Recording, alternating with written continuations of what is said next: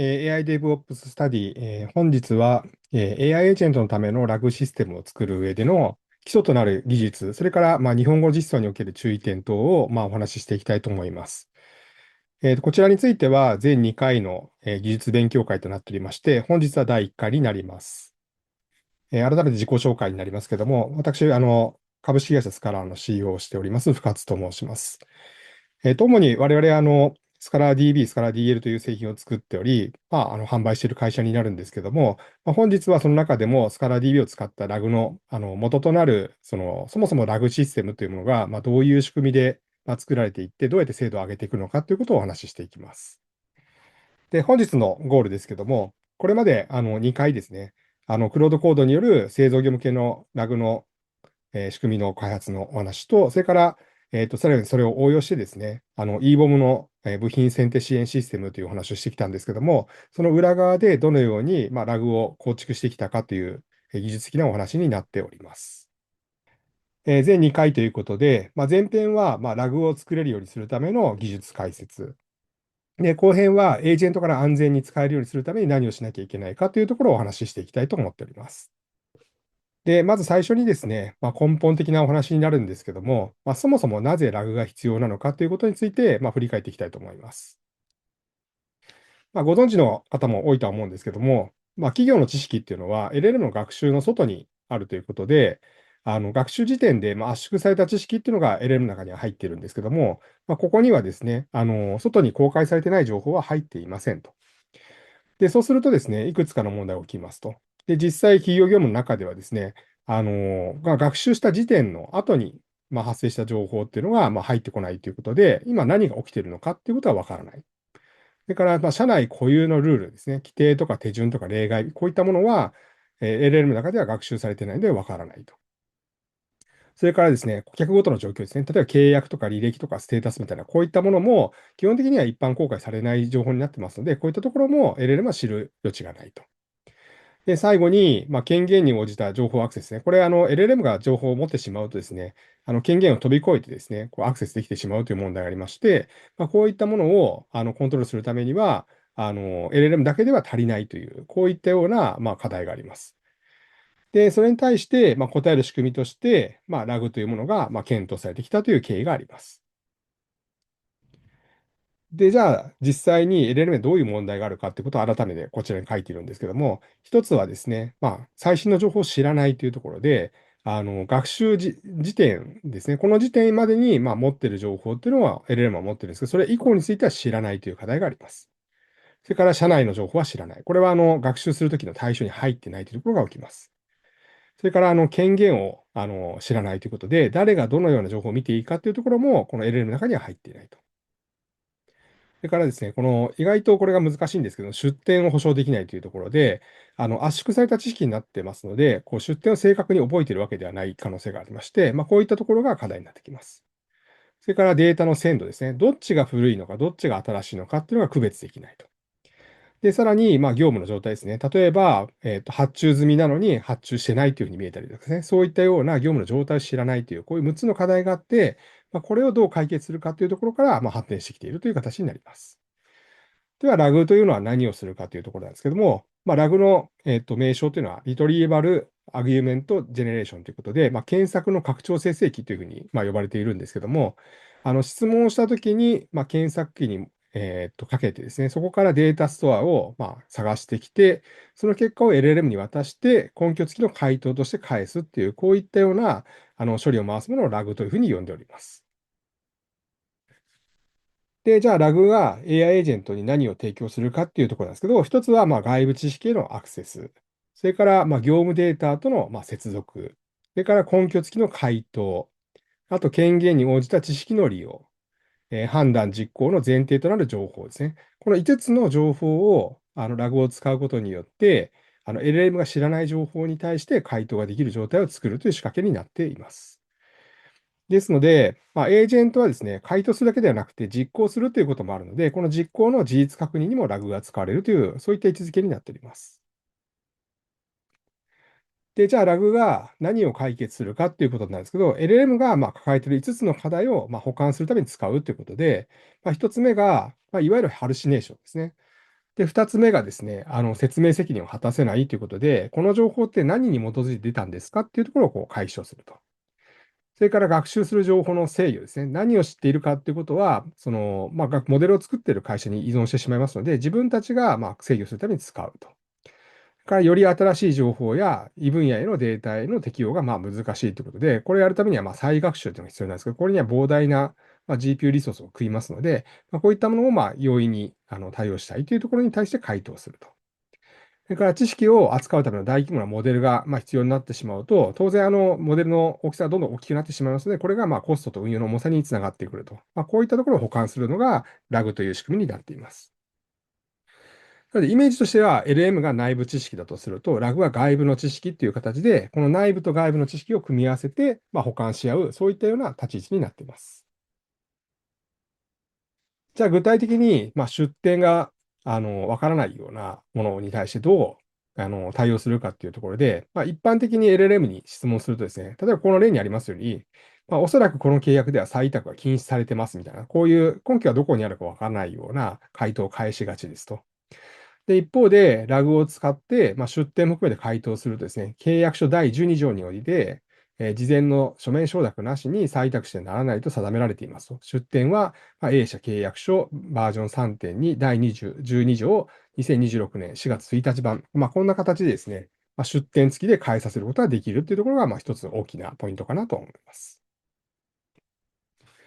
で、じゃあ、よくあるラグでも、いくつか種類があるんですけど、すごくシンプルになんか質問をするときに使うようなチャットの中で使うラグと、それからもう一つが、エージェンティックに動くラグっていうのが最近出てきておりまして、この違いは何かというところを、簡単にご説明します。で、チャットラグというのは、ユーザーの質問を受け取って、関連文章を検索して LLM が回答するっていう、こう一往復で終わるような、そういった処理になっています。で、一方で、エージェンティックラグの場合には、ユーザーの依頼を受け取ると、エージェントがタスクを分解して、必要な情報を判断し、複数のデータソースですね、検索したり、DB だったり、API を呼ぶということをやって、根拠を確認して、必要なら追加検索をして、で、最後に判断して、回答または業務アクションにつなげるということで、左側のチャットラグに対して、右側のエージェンティックラグっていうのは、チャットラグでは、行えていないオペレーションっていうのを、エージェントが代わりに引き受けてやることによって、人の労力を下げることができるっていうところが一つ大きな違いなのかなというふうに思っております。ではですね、ここからですね、ラグの基本構成ということで、どういったもので作られているかっていうお話になっていきます。で、大きく、ざっくり分けるですね、ラグをコード化する際には、工程ごとに精度を上げる仕組みを作っていくんですけども、その工程を理解しておかないと、どこで何をしたらいいのかっていうのが分からないということで、簡単に、シンプルなラグのケースで、こちらにオペレーションの、プロセスを書いております。で、一つ目はクエリーですね。質問を検索可能な形で投げるっていう処理。次に、リトリーバーということで、関連情報を探して引っ張ってくる処理をしますと。で、ベクトルでは、意味用の、検索用の作品という形になってますので、意味を検索して、それを引いてくると。で、次に、ここから受け取った結果に基づいて、プロンプトということで、LLM に投げる前にですね、取ってきた情報を、文脈の中に埋め込んで、アンサーを求めてくるという、こういった5つのプロセスになっています。細かくはですね、他にもいろいろあるんですけども、大きくこの5つだと思っていただくと分かりやすいかと思います。で、じゃあ、精度が悪い場合に、どの工程に問題があるのかっていうことを、パターンごとに整理して、その精度を上げていくという、こういったことをやっていきます。まず一つ目、クエリーですね。検索できる問いに変えるということで、ユーザーの自然文をそのまま検索に使うとですね、検索漏れが起きやすいっていうところで、クエリの工程ではですね、検索できる問いに変換するということをやります。で、4つの役割がありまして、まず意図を抽出する。2つ目は検索条件に変換をする。で、さらに必要なら分解する。で、曖昧さを減らす。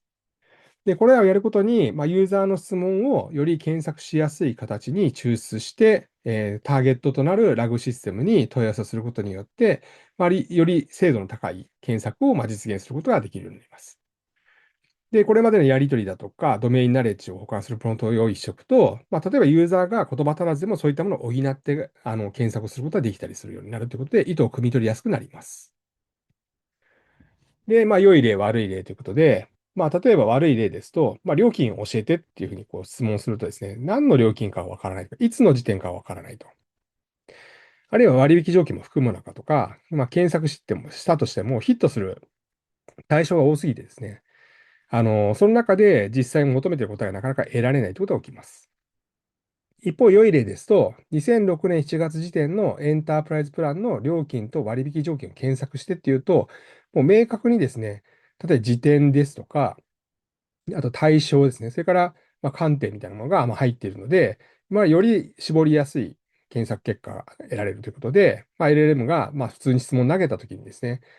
それにヒットする答えを得やすい状態が作れるという形になります。で、次にリトリーバーですけども、このリトリーバーの原則は候補を広く集めて不要なものを落とすっていうのが役割になってまして、で、そこで実際に候補を探す手段としては、ベクトルサーチだとか、キーワードとか BM25 って言われる、いわゆるインデックスサーチみたいなもの。それからメタデータによるフィルター、それから、取ってきた情報を、リランクして、どれが、一番近しい情報なのかっていうところを、見極めていく処理があります。なので、基本的には、簡単に言うと、まず広く、探して、次に絞るっていう、この順序が結構大事になります。で、最初から、絞るとですね、落とした文章が戻らないので、最初に広く取りに行くっていうことが、重要かなというふうに考えております。で、ベクトルですね。これは、先ほども出てきましたけども、曖昧なデータを探すために、意味で検索するということが必要になります。で、これが、ベクトルという作品で表現されてまして、大きく4つの部品になっています。一つはチャンクと言われている文章を分割したテキスト。それからエンベディングということでテキストを数値化してベクトル化したもの。それからメタデータですね。で、あとインデックス。これらの組み合わせになります。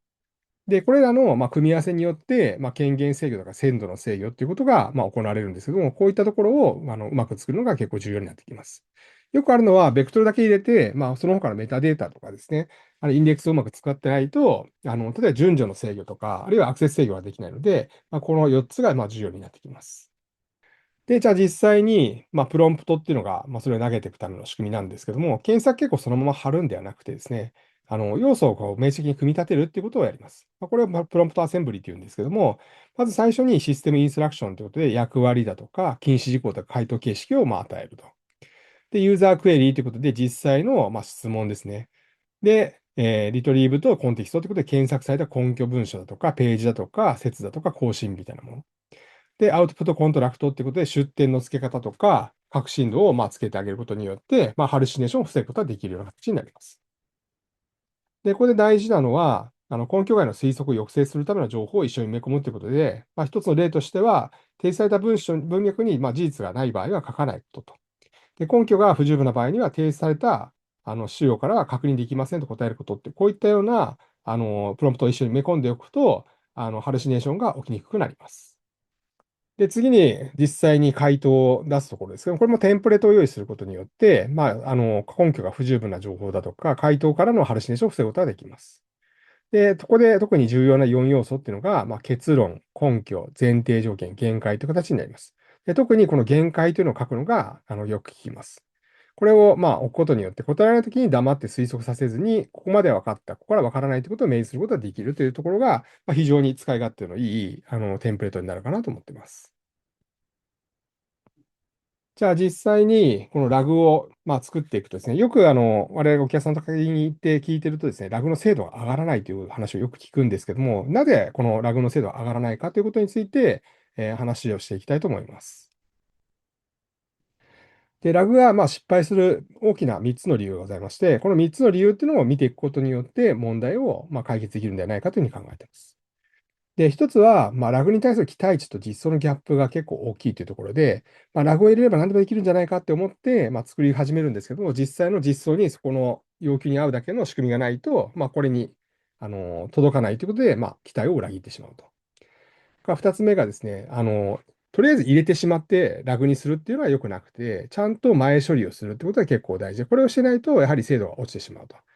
で、特に口述しますけども、日本語の文章の場合、ここが最も重要な領域になってまして、この作り方次第で精度が大きく変わります。で、三つ目が、導入して終わりではなくて、導入した後も日々、精度を見て改善をしていくってことが重要になってきます。で、そうすることによって、徐々に目的の回答に近づいていくっていう形にしていくと。で、それを継続的に運用することによって、ラグの精度を保つことができるという形になります。では、じゃあ、精度が落ちるところなんですけども、どういうところで精度が落ちるかっていうところで、特に検索で精度が落ちる場合には、関連性の低い情報の取得っていうところで、ノイズを取ってしまうっていうところですね。全く関係ないものを取ってくるとノイズになってしまうと。で、必要な情報が不足すると、そもそもトップ K に入ってないんで、根拠はわからないっていうことが起きますと。で、対象としてはクエリのリライトだとか、ハイブリッドサーチとかリライトだとか、あるいはメタデータのフィルターを使って、必要な情報を必要なだけ取ってくるっていう仕掛けを作ってあげることが寛容になります。で、右側の今度は回答の生成で精度が落ちるケースなんですけども、検索結果の不適切な反映ということであるんですけども、これは根拠を一緒に返したとしても、先ほどのように根拠を例示するように回答の方で強制してないと、これを使わないとかですね、取り違えることが起きます。それから LLM の、そもそも能力不足っていうことで、コンテキストサイズっていうのがあるんですけど、これを超えるような回答を入れてしまうと、コンテキストオーバーが起きて、情報が統合できないということが起きています。で、これらに対する対処法としては、プロンプトを組み合わせて組み立てていくプロンプトアセンブリーだとか、アウトプットコントラクト、この出力にはこういうの入れてねっていうコントラクト、からリランクによる順序の制御、あとはベリファイアっていう確認するためのオペレーターを入れてあげるっていうところが非常に重要になってきます。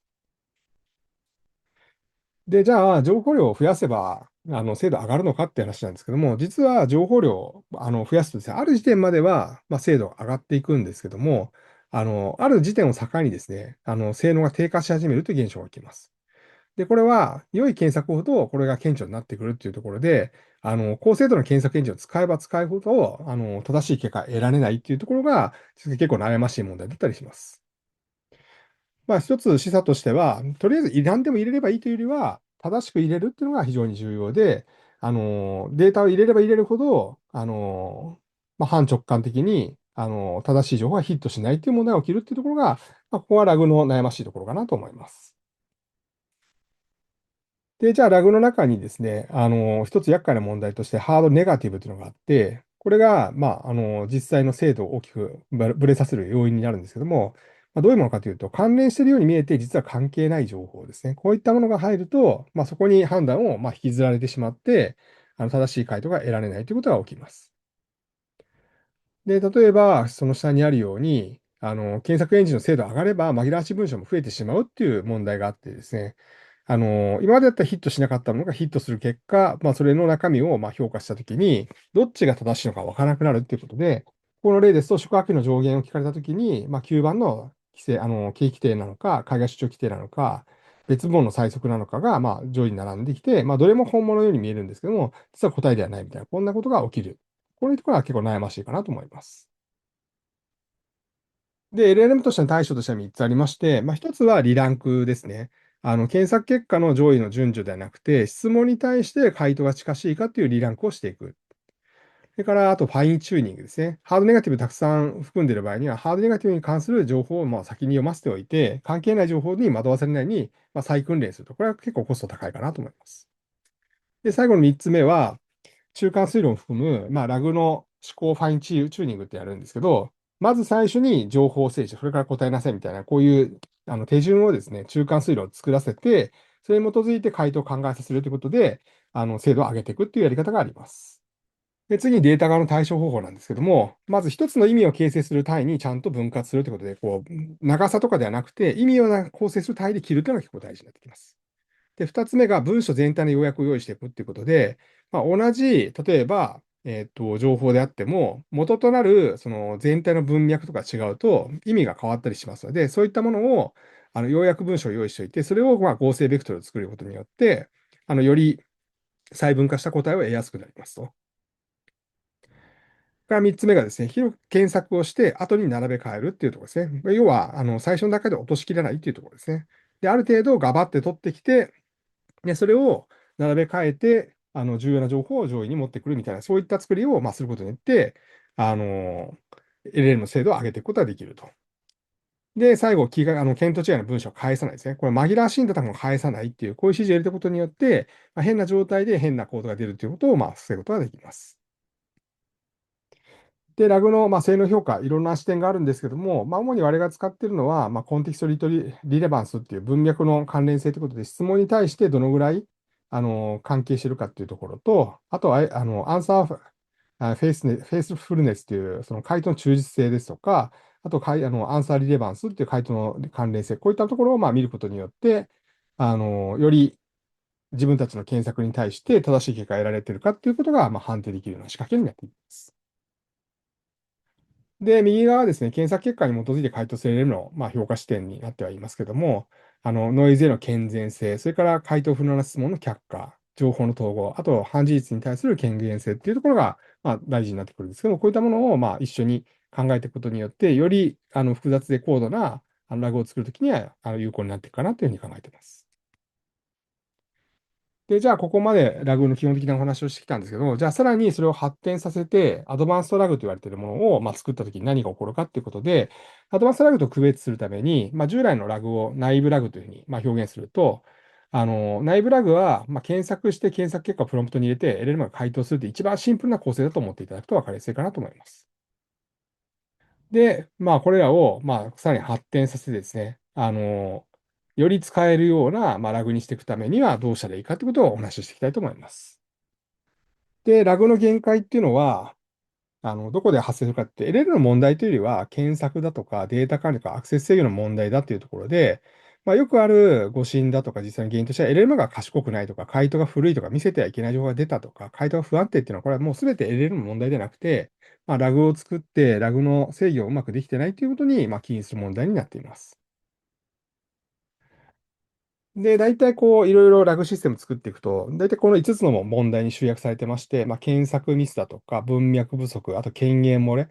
れから古い情報を見ちゃってるとか、あと不安定な回答ですね。こういったものをもっともらしく回答してしまうみたいなことが起きるんですけども、この中で特にアドバンストラグが有効なのは、1、2、5の問題で、3と4に関して言うとデータ基盤の問題になるので、検索アルゴリズムで解けないというものになっています。こういう形で、何が精度を下げているかということを知ることによって、打ち手がこう明確に見えてくるというところが一つ特徴的なところかなと思います。じゃあ、ラグの成熟度はどういうふうに変わっていくかということで、今、内部ラグとアドバンスラグの話をしてたんですけど、さらにその先に行くとエンタープライズラグと言われている、よりセキュアな仕組みを作っていくっていうところに発展していくのかなというところになります。で、じゃあ、そのアドバンストラグの中で、クエリリライトっていうのは何をするかっていうところなんですけども、ユーザーから来たクエリをですね、言い換えて質問を投げて、で、複数の、ラグの保有しているエージェントに対して、同時にリクエストを投げて、最後回答を集約してまとめていくみたいな形でやることによって、従来はですね、一件一件こうユーザーがこう投げて出してきて、で、それを手で統合してみることをやったと思うんですけど、これはほぼ全て自動化できるような形になっていきます。で、クエリーライトの例ですけども、例えば入力で最新版の出張時のホテルっていくらっていうふうに聞くと、まず検索として規定を探しますと。次にメタデータを抽出して、で、ホテルっていうところが、口語では社内文書出てこないっていうのを判定すると、これは宿泊費だよねとか、宿泊料の上限だよねっていうふうに変換をしてから、BM25 っていうキーワード検索エンジンに投げてあげることによって、固有名詞でも、正しく取ることができるっていうところが、一つ、このクエリーライトの、応用としては非常に良い例かなと思ってます。で、次はですね、ハイブリッドサーチっていうことで、ベクトルサーチとキーワードサーチを組み合わせるっていうのが結構重要になってきます。で、さらにですね、リランクですね。これやらないとですね、左側にあるように、検索結果のスコアっていうのは正しく、実際に文章にヒットしてるかっていうことを示してるわけじゃなくて、あるアルゴリズムに基づいてですね、直線距離でどのぐらいの、変換になっているかっていうところをここに示しまして、これをやることによって、正しい文章をこう引っ張ってくることができると。で、これは、リランクの仕組みと合わせてあげることによって、質問者の意図に近い回答を得る仕掛けができると。で、このためには、各 ID を振ってあげて、その ID から、誰が何にアクセスしていいのか、で、そこからどういう文脈を作ったのかっていうのを管理していくのが重要かなと思います。で、業務利用において、ラグを例えばできました。じゃあ、使っていく上で何が重要になるかっていうところですけども、一つは権限ですね。で、二つ目が鮮度。それから文脈、監査っていう、この4つが満たしてないと、非常に使いづらいシステムになってしまうということで、これをどう満たすかっていうのも一つポイントになってきます。で、仮にPOC から本番化する際には、左から右側のどこまでやりますかってところでこう切っていくのがいいのかなというふうに思っております。で、じゃあ、アドバンストラグにいきなり行くわけじゃなくてですね、最初に、内部ラグをまず構築して、クエリライト入れて、ハイブリッドプラスリランクにして、その後に、データ基盤を統合するみたいなオペレーションでやるのが、近道かなというふうに考えております。では次にですね、ちょっと毛色変わってですね、日本語のラグの難しさについて話をしていきたいと思います。で、日本語の場合はですね、英語と違ってですね、単語の境界が曖昧になるっていうところと、あと同じ意味でも表記が揺れるっていうところですね。あと元のフォーマットが縦書きだったり、横書きだったり、あるいは漢字かな、数字混じりとかですね。そういうこの、文章構造がちょっと分かりづらいようなものが出てくると。で、その結果何が起こるかっていうと、検索の漏れだとか、誤ったチャンク化だとか、表とか図表が欠落したりとか、回答の根拠が不足する見方が起きます。で、これに対するためには、まず、すごいシンプルですけど、日本語向けの前処理をしましょうっていうところとか、検索の方式を決めましょうとかですね、今でも一般的な話なんですけど、こういったことをやることによって、ラグを正しく使っていくことができるようになっていきます。で、日本語では、じゃあ、どういう問題が起きるかってことを4つ挙げております。で、1つは、形態素解析ですね。どこで文章、文節が切れてますかっていうところの解析。で、2つ目が表記揺れですね。同じ概念を示すんだけども、表記が揺れているみたいなものですね。で、3つ目が PDF だとか OCR とか、レイアウトした情報みたいなものなんですけども、こういったものも意外とその帳票の場合は、シンプルな場合いいんですけど、複雑な帳票になってくると、例えば、この LLM で処理するには無駄が多いっていうことで、そこを切り出したりとかですね。ちょっと形態はいろいろあるんですけども、今我々でよく使っているのはこの、セールスフォースの一行で、段組、ヘッダー、フッター、それから開業だとか、そうですね、実際にそこに入っているデータを拾っていくための構造を作ってあげて、そこから日本語を抽出してあげるみたいなことをやっていきます。で、表も結構厄介でして、セルとか、セルがまたいでたりとかするので、こういった階層が落ちると意味が壊れたまま、検索がされてしまうみたいなことがあるので、こういったものをどう、抜き出してあげるかっていうのが非常に重要になってきます。で、形態解析が難しいっていう理由はですね、専門用語とか固有名詞とか製品名が辞書にないっていうのが一つ大きなポイントになってきます。それから複合語の切り方で、意味と検索精度がずれてしまうとかですね。あと、クエリ側と文書側で、分割単位がずれるとヒットしにくいっていうのがあって、例えばこの例で生成 AI 活用支援基盤っていうのがあるとすると、これ単語で形態解析するとこのように分かれるんですけども、じゃあそれどこまでを一語として扱うかっていうのが実は結構難しいという問題があります。で、これを切り方間違えるとですね、検索漏れだとかチャンクの不整備が起きて、結果、このエンベディングしたデータの意味が薄まってしまって、せっかくエンベディングしたのに、ヒットしないとか、間違ったものを引っ掛けてしまうみたいなことが起きるっていうところで、これに対応するためには、日本語に対応した、ちゃんと形態素解析を使うっていうところが、非常に重要かなというふうに思っています。で、これがちょっと具体的な表記揺れのケースですけども、認証でも認証、オーセンティケーションを押すみたいな形で、同じ認証を表す言葉で、日本語ではですね、様々な、外来語を使ったりとかですね、英数字を使ったりとかですね、そんな感じで、単に、文字列が一致すればいいって、同じ単語であるってことが実は保証できなくて、こういった問題が起きてくるっていうところを、ご認識いただければと思います。で、こちらについては、シソーラスですね。同義語辞書を作ってあげたりだとか、あるいはキーワードクエリで、うまく部分一致で取得してくれたりだとか、エンベディングだけだと、社内の独自用語を拾えないので、こういった、補完的な検索エンジンと一緒に組み合わせることによって、問題を解決できるかなというふうに考えております。で、あと意外と厄介なのが PDF ですね。PDF は見た目を保持するんで、論理構造が実は壊れているケースが結構多くてですね、見た目は正しいんだけども、中の構造が壊れてるみたいなのがあるので、例えばここに書いてあるように、本文の途中でページのヘッダーが入ってしまうとかですね、あるいは左右が二段組になっちゃってるとか、あるいは OCR が誤認して用語が文字にならないとかですね、こういったところを、解消してあげる必要があると。主な対策としては、レイアウト解析ですね。どこにどんな情報が入っているかって、レイアウトの情報も一緒に与えてあげるというのは、結構解析精度を上げるための一つのテクニックです。それから見出しだとか段落単位で抽出することによって、区切りをちゃんと認識させる。で、OCR で取ったら、今度は辞書照合させるだけではなくて、その文章自体から、前後の文章、文脈からですね、その中身を予測させるということができるんで、どうしても精度を上げたい場合には、そういう仕組みを使って、言語モデルによる訂正をかけてあげますと。が出典ページ座標の保持については、回答から原文に戻れるようにするようにしてあげることによって、その出典をリンククリックすると元の文章を指し示すような形にしてあげるっていう、そういったイメージですね。で、これはちょっと表の例ですけども、こんな感じですね。一般的に、プランと容量と価格みたいなものがあったときに、この表像の構造を理解していると正しく取れるんだけども、例えば、エントっていうエンタープライズ版の部分だけを1行だけ見ると、何を言ってるかわからないみたいなことが起きるので、このヘッダーの情報とうまく組み合わせて取るっていうことが非常に重要になってきます。で、次にですね、ファイルですね。もう本当に手書きのファイルですとか、パワーポイントとか、ローカルにあるファイル、様々なフォーマットのファイルを読み取らせるときには、まず文章を読み取らせて、そこからテキスト抽出用に、データを拾い出す仕組みを動かして、で、取ってきたら分割して、要約を作って、それらを組み合わせてエンベディングすると。で、そこからメタデータ抽出して、作品にしていくっていう、これ一連の流れを回していくような、そんなイメージになります。で、じゃあ実際にこの文章を取る上でよく使っている、我々が使っているライブラリーとしてどんなものがあるかということで、簡単にご紹介ですけども、一つはドックリングっていうもので、これは文書ファイルから文字列とか画像とかを抽出できるっていう、そういうオープンソースライブラリーなんですけど、この部分は AI を使うとか、この部分は構造で読み取るとか、そういう細かい指示でできるのが結構特徴になっています。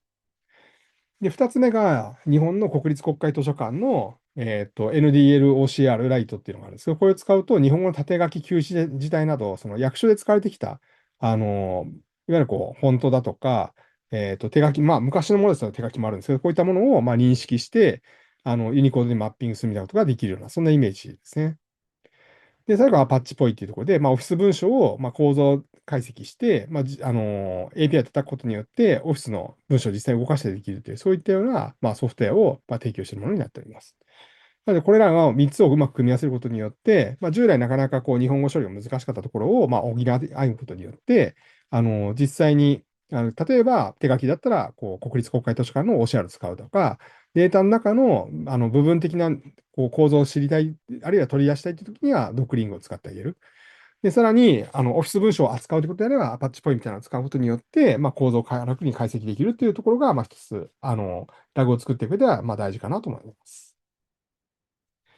で、日本語のラグの改善アプローチとしては、英語のラグとちょっと違うのは、先ほどお話ししましたように、文節が分かりづらいというところがありますので、最初に前処理で正規化して OCR 補正かけてノイズ除去するというのをまずやります。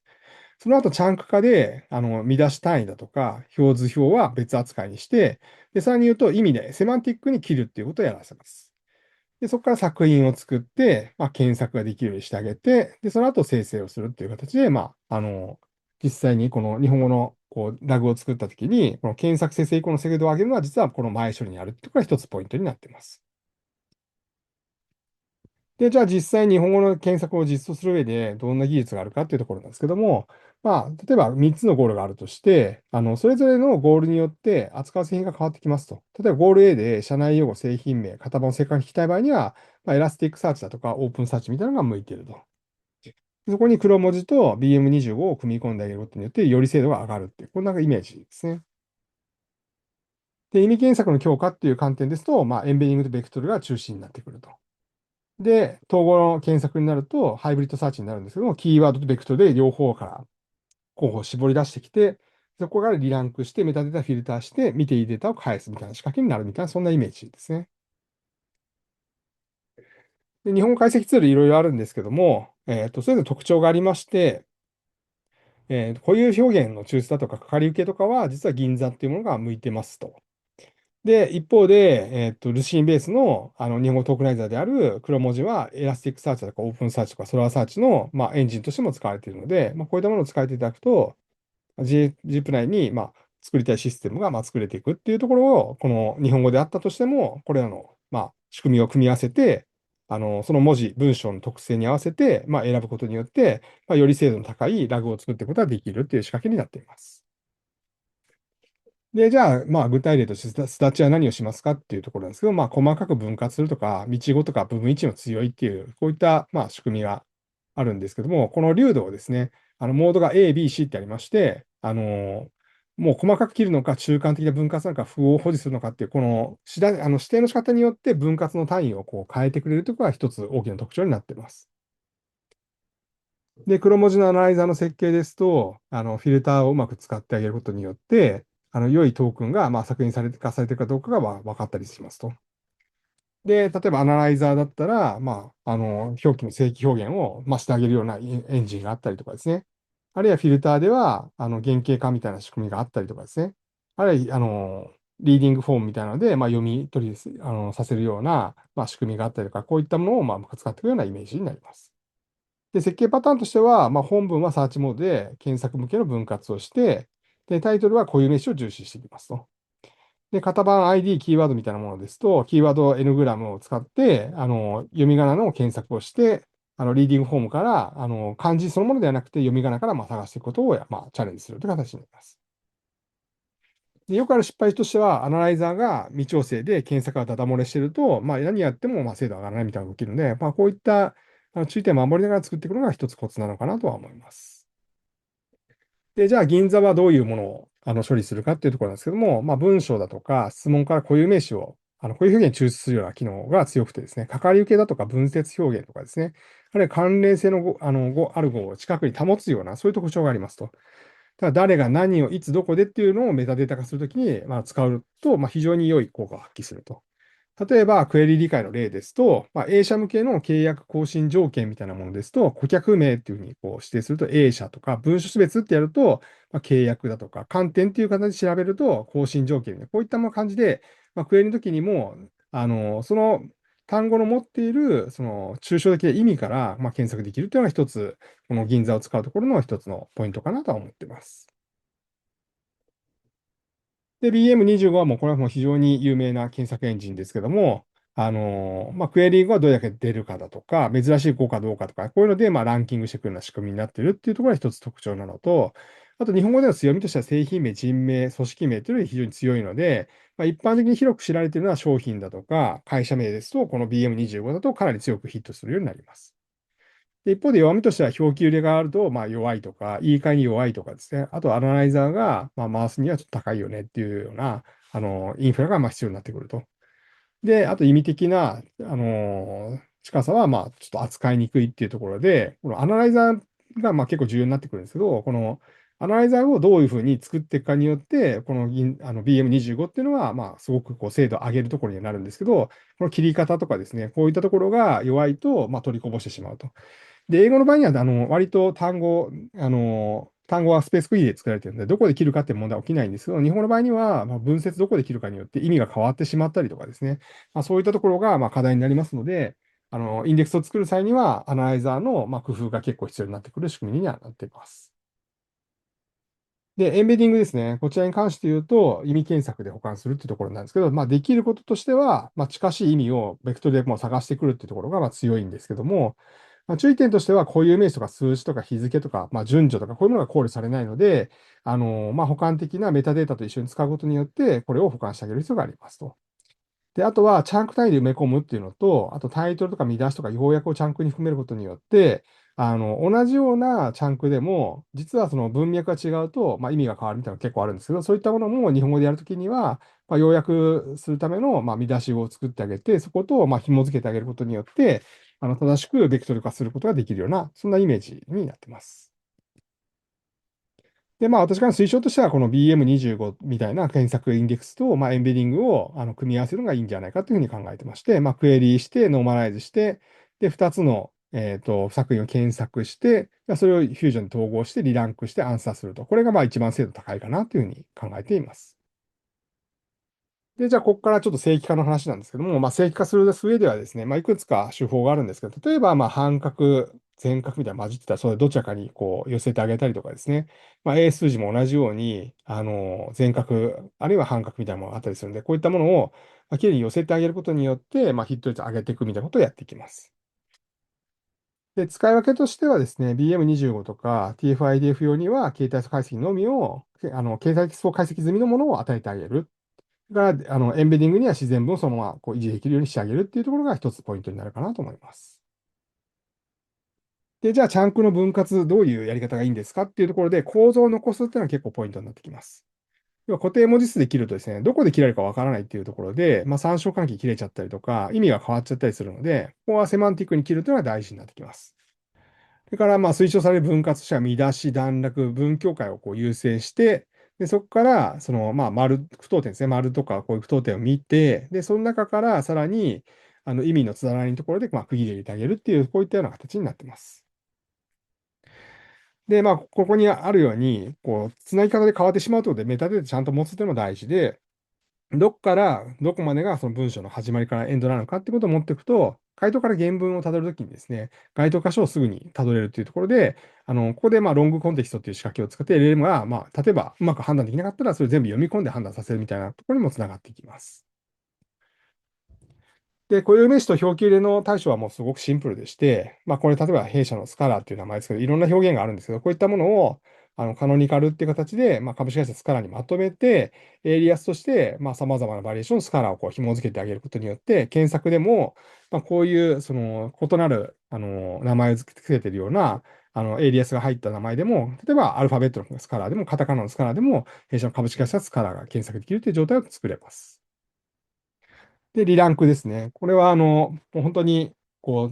検索エンジンを複数使って、ラグをマイクロラグ化して複数使うとですね、最後に検索結果が統合する必要がありまして、この時に質問文と回答文の近さを測ってあげて、リランク化して、まあ、トップ3とかを取ってあげて、で、そこで、まあ、実際に、回答を返してあげるっていうのが、より、求めている答えに近いものを返すことができるような形になっています。じゃあ、エンベディングモデルどうやって選定したらいいんですかっていう、実際に埋め込みするときのモデルの選定ですけども、まあ、これ、エンベディングの失敗がですね、全部検索ミスとして、まあ、表面化すりますので、まあ、ここの、表面化するところを見て、まあ、どこに問題があったのかっていうところを拾い上げていきますと。で、実際に、まあ、選ぶときには、まあ、どの言語なのかとか、表記なのかとか、あと検索のタイプだとか、入力帳だとか、まあ、運用の制約だとか、まあ、評価方法を見てあげて、何でもかんでもこれっていうわけじゃなくて、この場合はこっちの、エンベディングのモデルが向いているとかですね、そういったものを考えて入れてあげるのが良いかなと思います。で、BGM3 っていうのは、こういう多機能で長文に強いみたいなのもあるんですけど、こういったような、まあ、リトレバルモードを持っているものを使うと、まあ、意味の近さで検索したりとか、語彙の重みで検索するとか、トークン単位の相互作用で検索するみたいなことができたりしますので、まあ、必要に応じてですね、BM25 の代わりにですね、こういったものを使うというのも一つの手かなと思っております。あと、まあ、日本語と英語が混じっている場合には、これできれば混ぜない方がいいんですけど、まあ、混じってるみたいな場合には、もう多言語検索に、まあ、強いような、検索モデルっていうのを使ってあげるっていうのも一つのやり方になっています。で、日本語特化モデルって本当強いんですかっていうのはよく言われるんですけども、まあ実は必ずしもそうではなくてですね、タスクとか文書形式とか検索の意図で結構逆転しちゃいますので、自分が今、どの文章を対象にラグを作りたいかっていうところで選んであげる必要がありますと。ですので、ここで実際にデータ入れて評価してみて、あ、これだといけるねって言ったら、まあ展開するみたいなことが、まあ求められるかなと思います。まあ、ここはちょっと簡単な比較マトリックスで、まあどういうケースに何が向いているかっていうのを簡単にまとめております。で、まあ、ここからですね、どういうふうに、まあ、評価していくかっていうところの例を書いております。で、やり方としてはですね、実務の質問50から200件ぐらい集めて、で、正解根拠の文章、それからページ、説をつけると。で、日本語の表記例、英数字の略を含めて、で、モデルかけるチャンキングかけるハイブリッドかけるリランクで比較してあげることによって、まあ、精度が上がっていくみたいな、そんなイメージになります。で、じゃあ実際に、ここまでのお話を実装に反映していくために何をしたらいいかっていうところで、ちょっといくつかチェックポイントを挙げてます。前処理ではこういうことをやってますか、検索ではこういうことをやってますか、評価運用ではこういうことをやってますかっていうことを簡単に書いてますので、ご参考にしていただければと思います。で、じゃあ実際にこれを本番運用に載せていくっていうことになるとですね、単に、つなげればいいって話じゃなくて、実際に本番運用になると、この一部更新をするとかですね、あと権限管理が必要だったりとか、あと順序だとか、あるいはその監査ログみたいなのを取らなきゃいけないというのが出てきますので、まあ、こういう様々な、まあ、ラグを統合していく上で、まあ、弊社のスカラ DB というのは一つ役に立つ、機能を持っております。はい。じゃあ、ここまでが今日前半のお話で、まあ、振り返りまして、前半で押さえたいこととしては、企業知識の大半は LLM の外にあるというところで、ラグはそれを、まあ、補って触るための仕組みですよと。で、ラグは5工程あって、クエリ、リトリーバー、ベクトル、それからプロンプト、アンサーに分解して改善していきましょうと。で、情報量を増やせば増やすほど良いわけではないので、適切な量のラグを複数作ってあげるっていうところで、これがないとハードネガティブが判断を狂わせてしまって、正しい回答が得られないということが起きます。で、内部ラグはつながるかの検証用であって、まあ、実際の実務で使うにはアドバンストラグ以上の仕掛けを作ってあげて、リライト、ハイブリッド、リランクというのは必ず入れていきましょうと。あと、権限漏れと古い情報は検索アルゴリズムで解けないので、データ設計をちゃんと見直しましょうと。で、日本語では前処理が最大の変数になってきますので、本当に日本語をやるときには前処理いかに丁寧にやるかっていうところで、精度が決まってきます。で、エンベディングは、単なるベンチマークの順位だけではなくて、実際に社内の文書の、内容に応じて、こういうものが自社の文書で多いから、このケースのラグにはこれを適用するみたいな形で横並びに評価して選ぶっていうのが大事になってきます。ここまで第1回目ということで、後編次回ですね、お話しすることとしては、検索を制御するための、セルフラグとか C ラグ、それから構造で検索するためのラプターだとか、グラフラグだとか、マルチホップラグ、エージェントを使うために、ラグをツールのように使うための仕組みだとか、エージェンティックラグだとか、MCP の関係性。で最後に安全に運用するためのセキュリティと評価についてご説明していきたいと思っております。本日は以上になります。ご質問等あれば、ぜひこの後ご質問いただければと思います。以上になります。ありがとうございました。